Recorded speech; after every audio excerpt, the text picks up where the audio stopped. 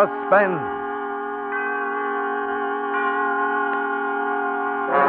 Autolite and its 96,000 dealers present Mr. Burt Lancaster in The Long Wait, a suspense play produced and edited by William Spear.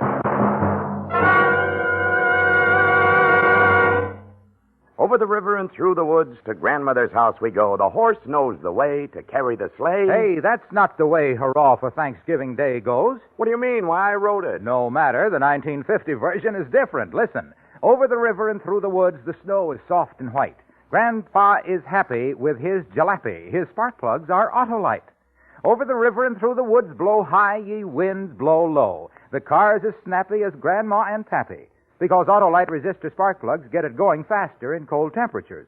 Give smooth, even spark all along the line of fire. Let your engine idle smoother, run better on leaner gas mixtures. Save gas. Wait a minute. These last lines don't rhyme. Why, sure they do. Your car and Autolite resistor spark plugs are always in rhyme. In fact, you're always right with Autolite. And now, with The Long Wait and with the performance of Burt Lancaster, Autolite hopes once again to keep you in suspense.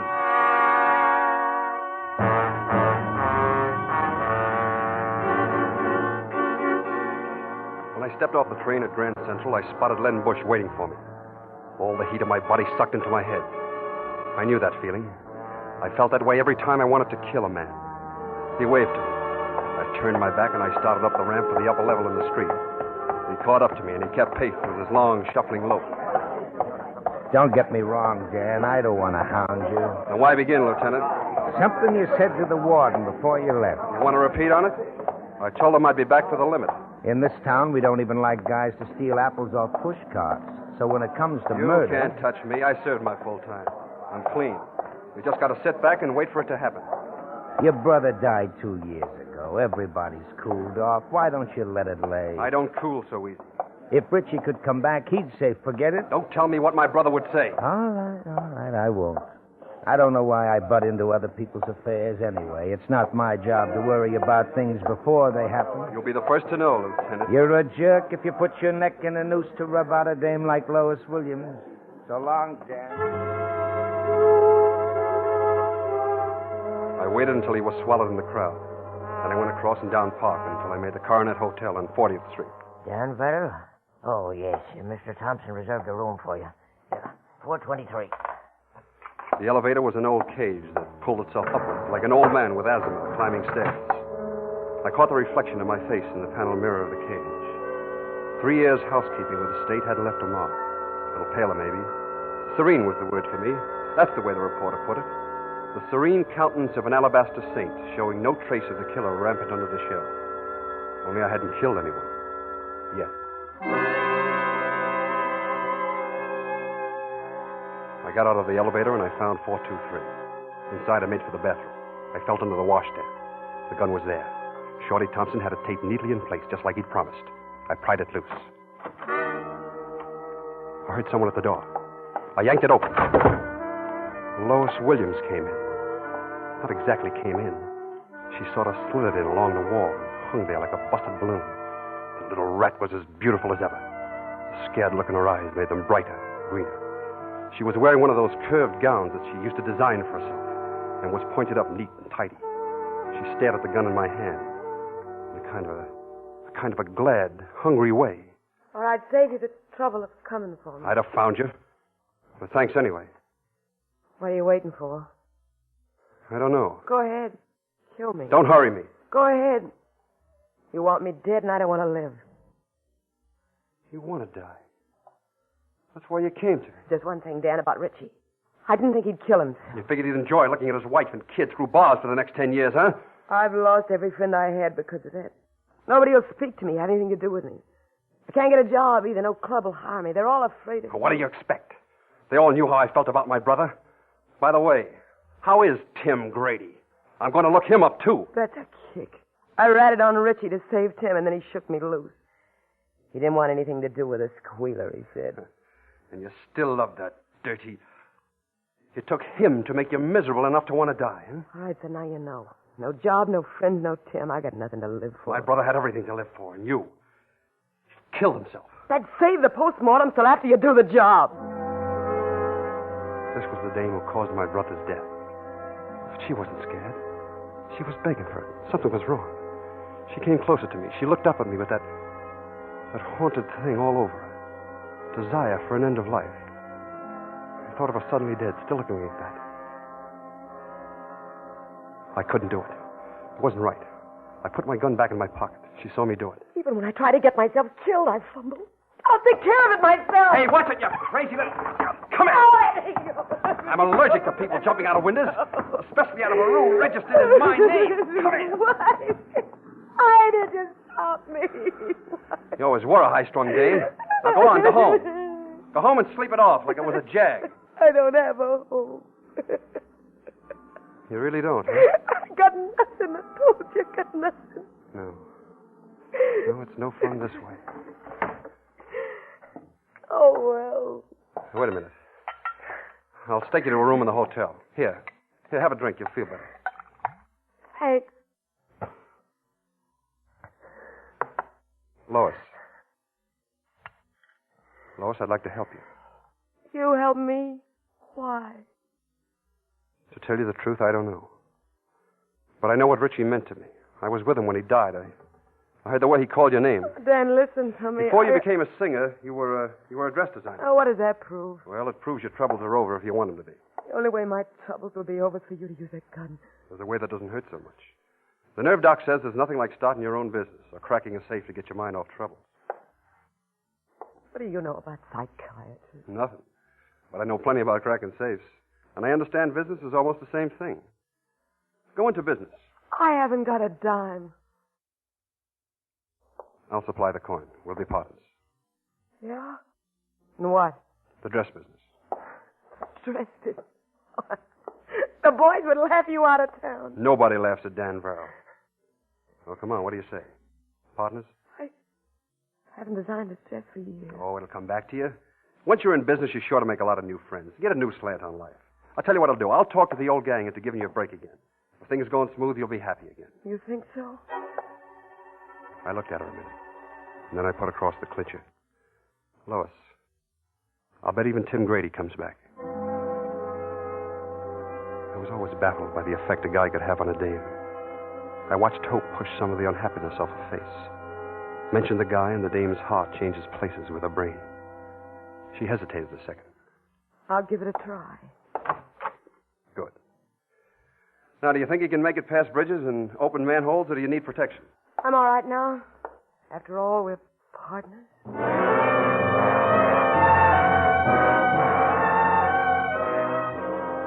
I raised 20 grand, and Lois went all out spending it. She threw herself into the job with all she had.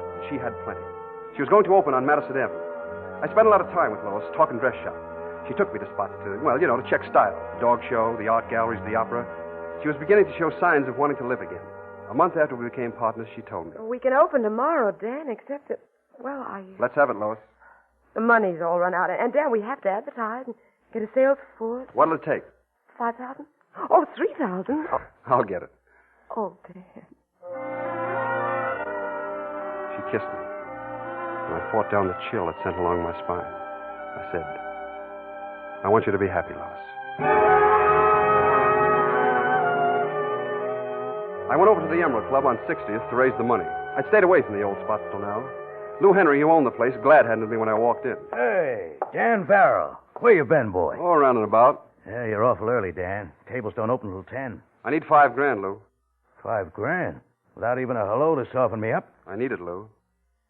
I figured you'd let me have it. For past favors. Oh, sure, Dan. Don't mean no more to me than my right arm. Thanks. Be seeing you. Say, Dan, a buddy of your brother's is out there at the bar. Shorty Thompson. Oh, thanks again. I'd like to see Shorty. Another one, bartender. Hello, Shorty. Huh? Oh, you, huh? Hey, you're in business, Dan. Something real imaginative, huh? Yeah, legitimate, too. Ladies' gowns. Ain't that a riot? Shorty was drunk. I don't like to talk to drunks. I was going to leave when I saw who the guy was on the other side of Shorty. It was Lieutenant Len Bush. Shorty turned his back on me and spoke to him. This guy is Richie Verrill's brother, as though you didn't know. A few years ago, the joke was on you, Lieutenant. You put Dan away for sticking up a jewelry store. You didn't really believe Dan Verrill would pull anything as crude as that. It was Richie who done it. But Big Brother here took the rap. Shut up, Shorty. Used to be sort of a gag with the boys. If Richie got shot, Danny Boy would do the bleeding for him. Everybody knew that Richie was 1 in a million. Everybody knew that Danny Boy would die for the kid. Yeah, I'm going to let you in on the secret, Bush. Danny Boy's partner is the dame who killed Richie Varro. You're drunk, Shorty. Get away from me, you rat. I turned back to the bar and I kept my temper in my pocket. If Shorty kept talking like that, it wouldn't be healthy for him, and I didn't want to do anything to him. He was Richie's best friend. 2 more of Richie's friends walked in while I was downing my drink. Gus Manning and Tommy Argo. I put my glass down and I started to leave. Just a minute, Dan. What's on your mind? The way I get the news, you and Lois are teamed up. Yeah? That's all I want to know. You think... Hey, hold it, Gus, hold it. Maybe Dan's got it scrambled. Lieutenant, Lois Williams is the dame who pinned the rap on Richie, ain't she? Any newspaper morgue will give you the answer. Look, I know she testified against him. And you know she lied about your brother to save Tim Grady. I know. Well? All right. Lieutenant, the boys and I want to have a little talk. Okay, Dan, it's your funeral. We all watched Len put on his hat and walk out. I put my back up against the bar so none of them could get behind me. Well, what are we waiting for? Hey,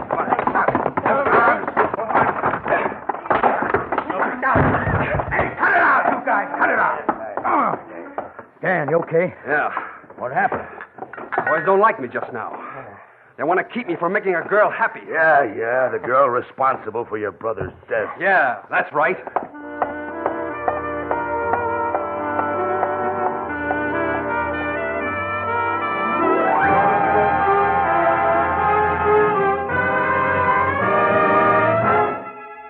Autolite is bringing you Mr. Burt Lancaster in The Long Wait, tonight's production in radio's outstanding theater of thrills, Suspense.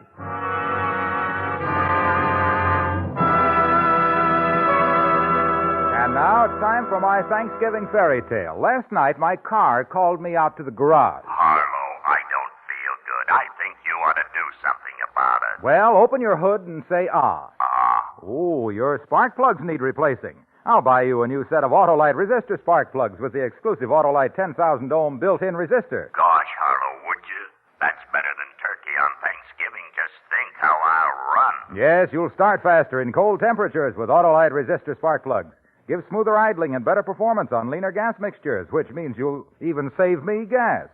And the neighbors will be thankful because they know Autolite resistor spark plugs reduce spark plug interference with radio and television reception. I know all that, so why wait? Well, I hustled up a set of Autolite resistor spark plugs, and those Autolite bullseye headlights lit up with joy. You're a good boss, Harlow. Now, the moral is, if you want your car to thank you for helping it run better, see your Autolite spark plug dealer and have him replace old, worn-out, narrow-gap spark plugs with a set of the sensational new wide-gap Autolite resistor spark plugs. Remember, you're always right with Autolite. And now, Autolite brings back to our Hollywood soundstage our star Burt Lancaster with Betty Lou Gerson in The Long Wait, a tale well calculated to keep you in suspense. I sent the $5,000 to Lois so that she could open the doors while I went after business. And I knew where to get it. Nobody spends dough on a dame like a hood when he's loaded. On Thursday, the Third National Bank was held up. Friday morning, I knocked on a door on 8th Avenue. Who is it? Me, Dan Varro. Busy now, Dan. Some other time? Hello, Tony. Oh, hello, Glenda. Hello. What do you want, Dan? You knocked over the Third National. What is this, a hijack? No. Your dame looks like she needs a lot of clothes. Up till last night, I figure on getting plenty of touch. What are you two talking about? I'm in the dress business, Tony. Tell the other boys, too. I want all the dames buying their clothes from Lois Williams. Sure. What do I care where they buy them?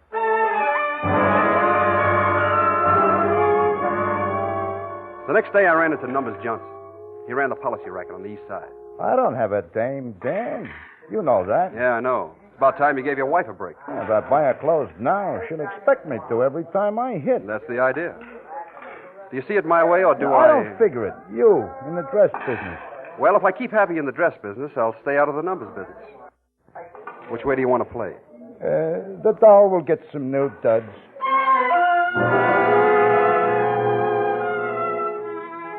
Once the ball started rolling, it became a mountain. Lois knew all the angles on female frills. Her clientele was strictly 10th Avenue, but she turned them out on Long Island, and they loved it. One dame tells another, and in no time at all, the shop was jammed with customers. It was a crime the way the dames spent the dough the hoods go to make so much trouble to collect. Lois glowed like a firefly. She was a complete businesswoman. She loved being surrounded with dolls who bounced in and out with business of the shop, business that must have Madame's attention. I asked her during a lull, "You happy, Lois?" Yes, Dad. Almost completely. I do miss the old gang, though. Come in. Pardon me, Miss Williams. There's a Mrs. Verrill outside. She wants to see Mr. Verrill. Mrs. Oh. Richie's wife, June. She was supposed to be in the mountains with the kid. That's why I sent her money. I didn't want her to know about this. She was waiting for me on the street. She had a roll of bills in her hand, and she threw it at my feet. The roll bounced against the storefront. I saw the rubber band snap off it, and the bills unwrap like a sigh of relief. You think I'd take your money now? Now? Well, what do you mean? You and Lois. Okay, so it's tainted money, but you got a kid, you need it. You thought a lot of Richie, didn't you? As much as you did. Oh, no, much more. When Richie had pneumonia, I remember how hard you took it. During the crisis, you wouldn't eat or drink or talk. I remember thinking, if Richie dies, Dan will die, too. Take the money for the kid. You loved Richie. And now you're sponsoring that woman with his blood. June, wait! I'll kill you both!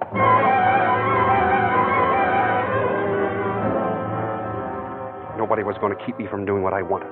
Not Len Bush following me around, or Shorty Thompson hating my guts, or Richie's wife itching to kill me.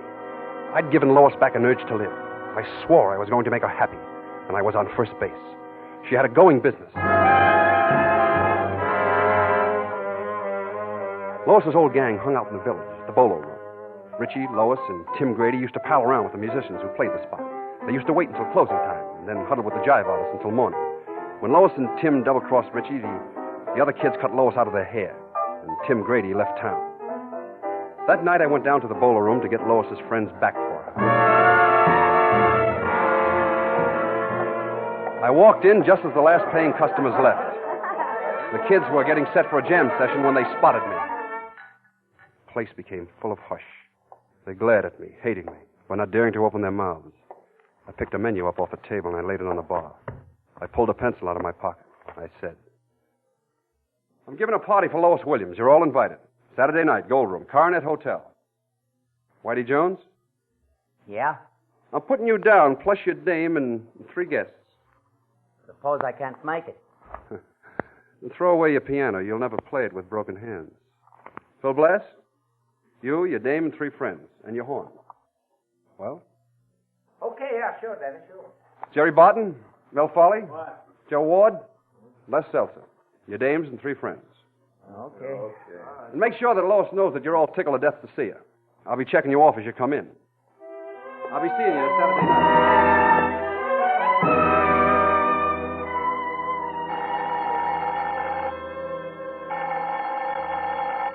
It was Friday, the day before the party. Hello? Hello, Dan. Yeah? This is Lou Henry down at the Emerald Club. Yeah. Look, I don't want you to think I'm butting into your affairs, Dan, but knowing how you feel about Lois. Yeah? Well, June, your brother's wife's been down here talking to Shorty Thompson. So what? She talked Shorty into rubbing out Lois. What? He's on his way now. Remember who told you, Dan? I dialed my body caught on fire. If Shorty touched Lois now, being a buddy of Richie's wouldn't help him. The same went for June. Hello? Lois Williams dresses. Give me Miss Williams. I'll connect you with her office. Come on, snap it up, snap it up. I'm ringing, sir. Come on, Lois, answer, come on. Miss Williams' office. Put Lois on. She's not in. Who's calling? It's me, Dan Varrell. Where'd she go? Mr. Varrell?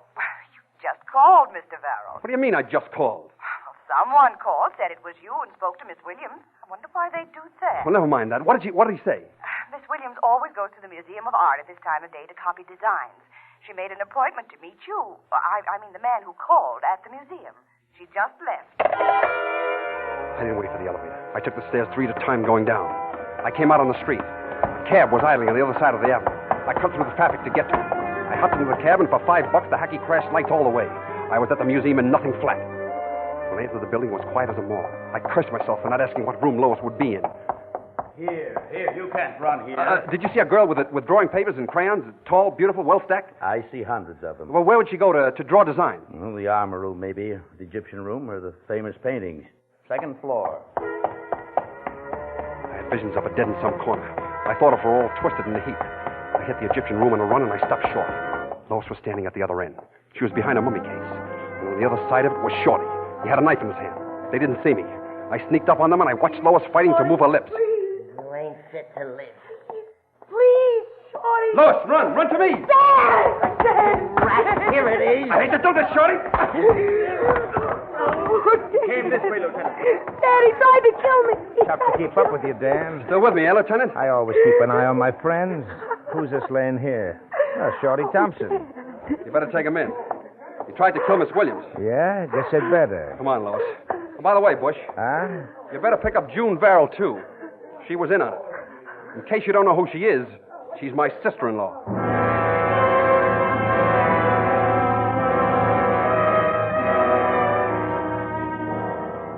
With June and Shorty out of the way for a while, nothing was going to upset things now. The party Saturday night in the Gold Room was a big success. Every time somebody tried to make a break for home, I beat them to the exit and insisted they stay. The place was full of smiles and how-to-dos, and only Lois didn't know they were phony. She was a dream in a green, backless evening gown, held up by a deep breath and an anxious look. She bubbled around, greeting people. Thank you. I enjoyed it. Lois! Dan, where have you been hiding? No place. Tell me, Lois, you happy? Dan, Just be happy. That's all I ask. Just be happy. I'm doing my best, Dan. Is there any guy here you like? Anybody? There's just one guy for me, Dan. He's not here. But he is. He's back in town. He's at the Sphinx Hotel. Tim, Yeah. Lois, I think I'll drop over and see him now. Dan, you're not going to do anything? Don't worry, Lois. I'm going to fix everything.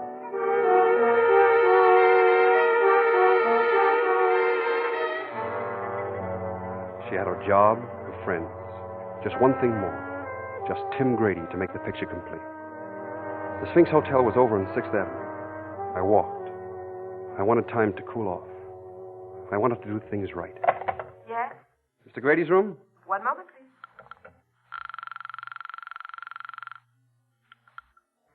Yeah? This is Dan Verrill. Dan, Yeah, remember? that's 3 a.m., Dan. I won't take much of your time. Won't tomorrow do? I'm coming up now. Come in. I pushed open the door and I went in. He was standing by the bed. He was wearing a monogrammed black robe over some flashy yellow pajamas. He glad-handed me. Come in, Dan. Come on in. Have a cigarette? I took one and I watched him going through hard times trying to light it for me. I let him sweat for a while and then pulled out my lighter, lit my cigarette, and shoved the lighter under his face so I could light his. He couldn't stand still. He moved around the room like a cat on hot coals. He was a big, good-looking chick, broad shoulders with all the trimmings, curly hair, dimple on his chin. I just got back. Out on the coast. That's the place to be, Dan. You never saw anything like it. Boy, the things that go on in L.A. Someday... Light someplace. Anything you say, Dan. Lois is a great dame. She sure is, Dan. She sure is. Anybody says different should get slugged. Yeah. Listen, Dan, there never was anything between me and Lois. Anybody says different's a no-good liar. We were just good friends. We hardly ever even went out. Relax. Here, you and Lois are partners. Yeah. She must be pretty near the happiest girl in town. Pretty near. You know, when I first saw Lois a few months ago, she was all set to kill us. Oh, wait a minute, Dan. I tell you, Sit down, Tim. You make me nervous. Nobody's blaming you for the way she felt. Now, tomorrow I pull out of the partnership, and Lois will be alone again. I don't want her to be alone. It's not good for her. Anything I can do, you know. She's in love with you. I'd like to see her get married. A woman with $75,000 business, well, she needs someone to look after her interests. The mention of the 75 grand, his eyes lit up like Broadway after dark. Reading his mind was like looking through a dirty window into a filthy room. It hurt to think a foul ball like Tim Grady could make a girl do anything for him. Well, Dan... It's about time she got a proposal for marriage. Yeah. Why don't you call her up, Tim? Yeah. A good idea, Dan. I mean, right now. Stuyvesant 1541. Now? Well, sure, if you think... I won't know what to say. It's been so long. Say you want to marry her. Yeah. Yeah, sure. Lois? Hello, baby. Well, so you knew the old voice. I closed the door. I didn't know if I'd be able to control myself, if I'd listen to anymore. I got to the dress shop at 10 o'clock the next morning. Lois was floating around like a waft of loveliness. She touched the inkstand on a desk, moved a chair, straightened a picture, wasn't conscious of what she was doing. She talked fast and happy about things that didn't mean a thing. She flung open a window and hugged the inrush of air. She spoke with her back to me. Oh, Dan, it's wonderful. It's wonderful. Isn't life beautiful? You're happy, huh, Lois? Tim was waiting when I got here this morning. He proposed. He said you wanted it that way, too. I guess I'm the happiest woman in the world, Dan. Can I use your phone? Sure. Call Paris, Bombay, Shanghai. Imagine it, Tim. Homicide, Lieutenant Bush. Dan Verrill talking. I'm at Lois's shop. If you get here in 5 minutes, it'll be about right. Yes, Dan, I'm the happiest woman in the world, and I owe it all to you. She turned from the window and saw the gun in my hand. Now you're worth killing.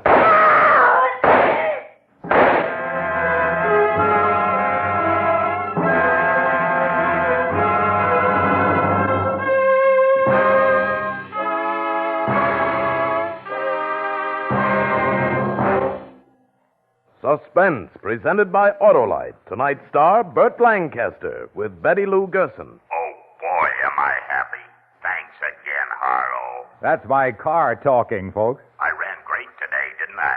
With those new Autolite resistor spark plugs. Like a charm. Friends, if you want your car to run better, switch to Wide Gap Autolite resistor spark plugs. The spark plugs that get you off to fast starts in cold temperatures. Made by Autolite, they're one of more than 400 products for cars, trucks, planes, and boats produced in 28 Autolite plants coast to coast. These include complete electrical systems used as original equipment on many makes of America's finest cars. Spark plugs, batteries, generators, coils, distributors, starting motors, bullseye sealed beam headlight units. All engineered to fit together perfectly, work together perfectly, because they're a perfect team. Don't accept electrical parts supposed to be as good. Ask for and get Autolite, original factory parts, at your neighborhood service station, car dealer, garage, or repair shop. Remember, you're always right with Autolite.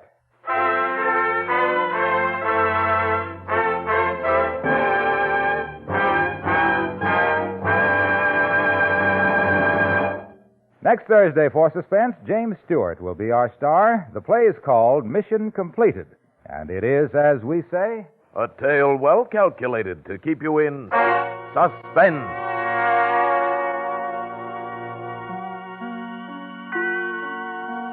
Tonight's Suspense play was produced and edited by William Spear and directed by Norman MacDonald. Music for Suspense is composed by Lucien Moraweck and conducted by Lud Gluskin. The Long Wait is an original play by Fred Freeberger. Burt Lancaster is the star of The Hawk and the Arrow, a Norma F.R. production soon to be released by Warner Brothers. In the coming weeks, you will hear such stars as Mickey Rooney, Lana Turner, and Eddie Cantor. Don't forget, next Thursday, same time, Autolite will present Suspense, starring James Stewart. Meanwhile, see the very informative story about suspense in the current issue of Quick magazine.